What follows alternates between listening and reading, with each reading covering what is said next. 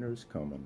My last night, or yesterday evening, in the hour of the dog, I put up the storm windows and storm doors and buttoned up the basement. Getting ready for winter.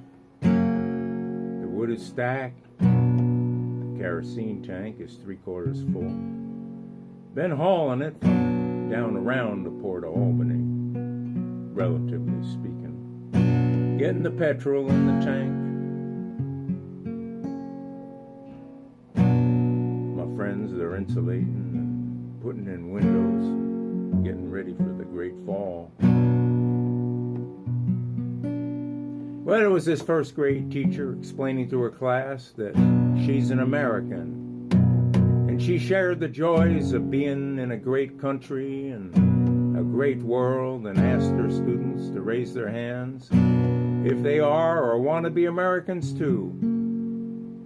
And not really knowing why, but wanting to be like their teacher, their hands exploded in the air like a flash of fireworks. There is, however, one exception. A girl named Katie who didn't go along with the crowd. You know what happens when you don't get along with the crowd or go along. You be like the Hairman or Professor Dumkov, who sees things as they really are. And the teacher asked why she decided to be different.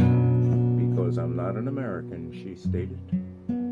Then the teacher asked, well, if you're not an American, what are you? I'm a proud Canadian, boasted the little girl.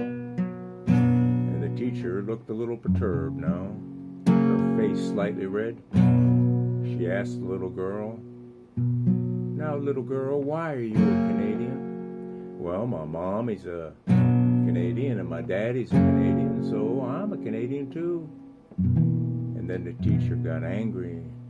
That's no reason, she said loudly. If your mom was a moron, your dad was a moron, what would you be then? The little girl paused, and then with a smile she said, I'd be an American. Well, I'm 100% for clean oil, water, and clean air, and not polluting. Example, I don't want to have pharmaceuticals in the water, and just by the way, a good filter can take the fluoride out, because I don't want fluoride in my water either. And a really good filter can take out I'm told by a medical friend of mine that a really good filter could take out pharmaceuticals too. The pharmaceuticals are rampant in our drinking water, supposedly. I'm not for chemical dumping or GMOs or glycamates, just to name a few, or 5G pollution. I don't know if it's true or not, but I've been told that when they rolled out the 5G over there in China, people got sick. When they rolled it out here, people got sick. So they had to climb back up those towers, and they had to put a little box on there that would bring it down to maybe 4.5 or 4G fast, Now, you might be wondering what I'm getting to here. I was thinking about George Carlin, and how he talks about that we've been here almost 5 billion years. Well, not quite, but at least 4 billion years. And human beings have been on the planet for what, a couple 100,000 at the most. And we've been engaged in heavy industry, as George says, for maybe a couple 100 years.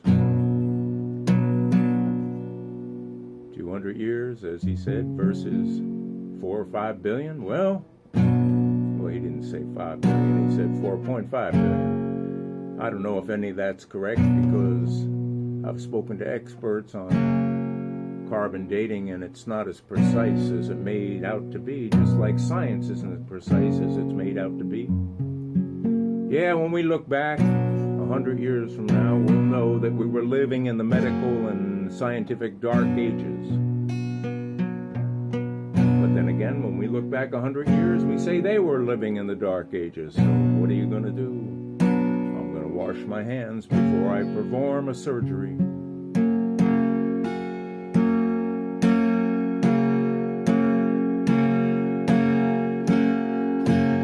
So I guess we haven't been treating the planet very good of late during this industrial period. And the planet's been through a lot, the past couple of 100 years, but what's the planet been through that wasn't before the humans, Well, it's been through earthquakes and volcanoes, and there might be 1 million volcanoes spewing out stuff at the bottom of the ocean. There might be. How about plate tectonics and continental drift and solar flares and sunspat activity and magnetic shifts? The North Pole is way into Siberia now, and solar storms and reversal of poles,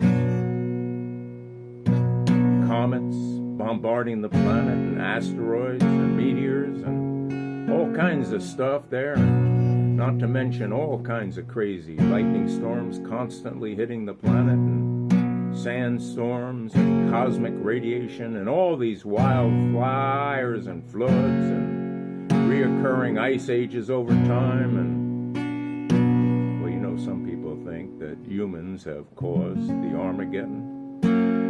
My best guess, not that I would know anything because I ain't a scientist, is that humans will probably go the way of the dinosaurs long before Mother Earth meets the Grim Reaper.